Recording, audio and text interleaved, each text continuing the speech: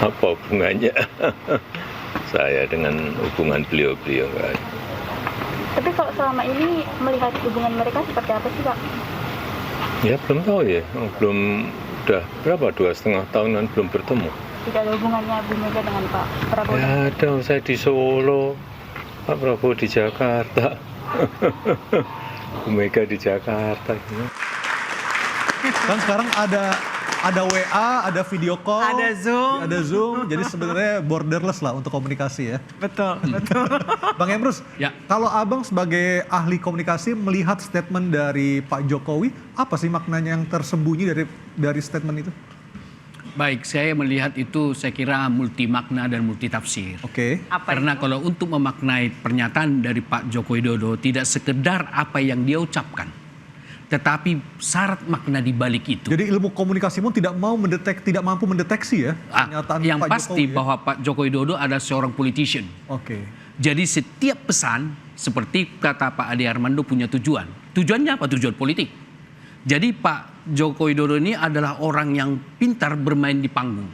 Seolah-olah tampak polos padahal dia adalah pemain politisi yang sangat luar biasa. Kita lihat ketika pemilu kemarin gitu ya. Bahkan kita lihat ketika pilkada yang dititip itu banyak daerah loh. Saya titip ya daerah ini, saya titip ya daerah ini, saya titip ya daerah ini. Jago titip dia. Begitu. Termasuk Dia mainkan kabinet. apa? Kata titip. Bukan dikatakan dukung paslon ini. Jadi oleh karena itu dari aspek komunikasi untuk memahami siapa sosok daripada Pak Joko Widodo perlu melakukan pendalaman. Oke. Dan termasuk di dalamnya mewawancarai Pak Ade Armando. Saya tanya ke Bang Ade dengan point of view yang berbeda. Maksud dari kalimatnya Pak Jokowi. Saya rasa ya, ini lagi-lagi karena kita dari luar menilainya ya. Saya rasa ini adalah sebuah sikap yang netral ya, karena memang posisinya agak sulit. Ya, tadi saya katakan kan, tidak pernah boleh kita lepaskan pembicaraan kita dari faktor Jokowi.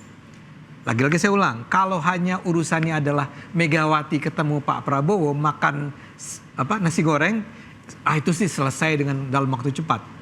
Cuma kan kita harus selalu pertimbangkan bagaimana faktor Pak Jokowi terlibat di dalamnya. Maksud saya begini, biar gimana pun kita tahu sampai sekarang PDIP itu masih sangat keras menyerang Pak Jokowi, menyerang terus-menerus. Ya, lihat saja para kalau beliau enggak ya. Tapi yang abang-abangnya, ini kalau ngomong tentang Pak Jokowi itu bawaannya habisi gitu ya. Meskipun di PDIP sendiri ada dua kubu ya. Tentu aja, ya betul itu. Ada yang soft, ada yang soft, konfrontatif. tapi ada yang konfrontatif. Ya. Dan itu secara mengemuka terlihat di publik. Ya. Jadi mereka masih mengatakan bahwa kami nggak terima Pak Jokowi. Masalahnya Pak Jokowi ini dekat dengan Pak Prabowo. Menurut saya, biar bagaimanapun, Pak Prabowo adalah orang yang tahu bahwa kemenangan dia kemarin sebagai presiden itu antara lain diakibatkan oleh kehadiran Gibran. Diakibatkan oleh kehadiran Pak Jokowi. Kalau tidak ada Pak Jokowi dan Pak Gibran, atau Mas Gibran, sebenarnya kemenangannya tidak akan semutlak itu barangkali. Jadi kalaupun ya, Pak Prabowo itu bersedia untuk ketemu dan menerima Bu Mega, harus ada sebuah narasi yang dibangun dalam hal hubungannya dengan Pak Jokowi. Dan saya yakin Pak Jokowi itu bukan orang yang terlalu sulit untuk diajak bicara. Tapi apa? Ya, karena kan ada saja misalnya terakhir saya menonton ada Refli Harun, misalnya bikin podcast ya di Refli Harun Channel yang bilang bahwa kalau Megawati kubu PDIP sampai masuk ke dalam kubunya Kim, mereka akan menuntut sesuatu. Kan harus ada keuntungan yang diperoleh. Imbalan ya. Ada imbalannya. Dan imbalannya adalah, walaupun saya anggap ini Refli Harun dalam hal ini berlebihan ya, yaitu menyingkirkan Gibran. Mengganti Gibran sebagai wapres dengan Mbak Puan. It doesn't make sense buat saya, tapi semangat itu ada. Ya, makanya karena itu menjadi penting nih sekarang kita melihat apa respons reaksi dari Pak Jokowi, Gibran dan semua terhadap apa yang terjadi. Langsung? Nah dalam hal ini jawaban Jokowi itu adalah semacam ya bagus lah gitu ya. Normatif saja. Normatif ya? Baik. saja. Saya tadi ke Mas Seno. mencari kata normatif saja itu nggak Oke. ketemu. Mas Seno, sekarang faksi di PDIP di tubuh partai Anda lebih banyak yang pro dengan Pak Jokowi atau yang kontra? Ya faktanya adalah pada saat keputusan partai pada tanggal 16 Desember 2024 itu dilakukan yang memberikan sanksi organisasi berupa pemecatan kepada 27 kader, yang memberikan pernyataan adalah seluruh ketua DPD di situ dengan dipimpin oleh Pak Komar.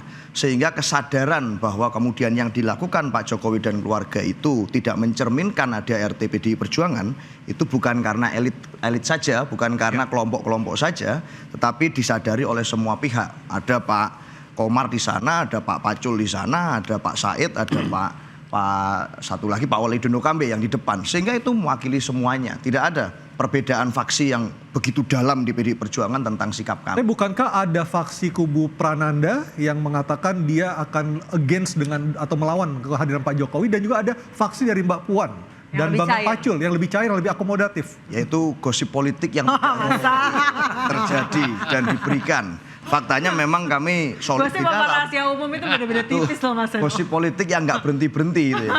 Tetapi kalau bicara hubungan Pak Prabowo dan Bu Mega, ini saya rasa sudah terjalin lama. Seperti yang saya bilang tadi, ini mutually eksklusif antara Pak Prabowo dan Bu Mega yang hubungannya lebih lama dari hubungan Bu Mega dengan Pak Jokowi, atau Pak Prabowo dengan Pak Jokowi. Hubungan Bu Mega dan Pak Prabowo jauh lebih lama dari itu. Maka saya rasa kedekatan beliaunya itu otentik, tidak bisa diganggu-ganggu, tidak bisa dirusak-rusak oleh siapapun juga nama orang di Republik ini. Kedekatannya pribadi. Boleh di cross check ke Pak Endar saya. Saya ke Bang Iya. Hendarsam. Bang Hendarsam, apakah ada tenggat waktu atau expired date untuk menunggu kapan bisa bertemu dengan Bu Mega dari sisi Gerindra dan Pak Prabowo? Saya rasa tidak.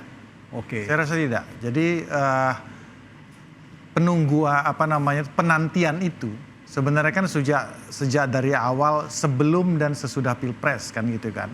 Jadi itu masih akan terus berlaku sampai ke depannya. Jadi Pak Prabowo pasti akan terus membuka pintu dan membuka tangan untuk terus bersilaturahmi, terus untuk berkomunikasi dengan khususnya dengan Bu Mega. Karena mungkin satu-satunya yang belum bisa bertemu dan berkomunikasi, bertemu secara langsung kan dengan Bu Mega ya. Tapi yang harus kita sepakati, yang harus diketahui bersama, bahwa ini pertemuan ini jangan cuma menjadi suatu etalase politik saja. Ya kan? Ada hal yang lebih penting, ada makna yang lebih penting daripada pertemuan tersebut yang harus kita lihat dan kita edukasi Bang kepada Hendarsam, masyarakat. jika memang syaratnya adalah menghilangkan pengaruh Pak Jokowi di sana, maukah Pak Prabowo tetap bertemu? Nah, begini ya. Kita bayangkan jika memang kita anggaplah bahwa saat ini PDIP dan Pak Jokowi sedang tidak baik-baik saja. Kita bayangkan jika tidak ada Pak Prabowo di situ. Bagaimana bangsa ini? Jadi artinya apa? Peran dan fungsi Pak Prabowo sangat penting di sini untuk menjadi katalisator daripada kedua tokoh bangsa ini. Nah, disinilah peran beliau dengan spirit beliau untuk menjaga persatuan dan harmonisasi bangsa kita. Nah, peran beliau di sini untuk menyatukan kedua kubu ini dengan bagaimana nanti caranya, formatnya, skemanya seperti apa, ini PR beliau. Tapi ini penting sekali. Kita semua bisa bayangkan kalau nggak ada Pak Prabowo ini. Ya kan? Siapa yang jadi katalisatornya, siapa yang bisa menjadi penyambung lidahnya, siapa yang bisa mendamaikan keduanya. Nah, ini pintu masuknya. Ini mudah-mudahan kami berharap ini pintu masuknya untuk kemudian kita semua bisa berjalan beriringan dengan apakah formatnya nanti bisa satu frame bertiga yang kita harapkan ya kan, atau nanti secara paralel saja.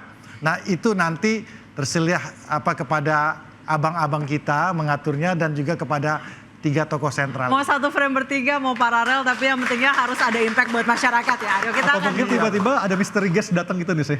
Waduh, siapa tahu kita akan bahas usai jeda, tetap di interupsi.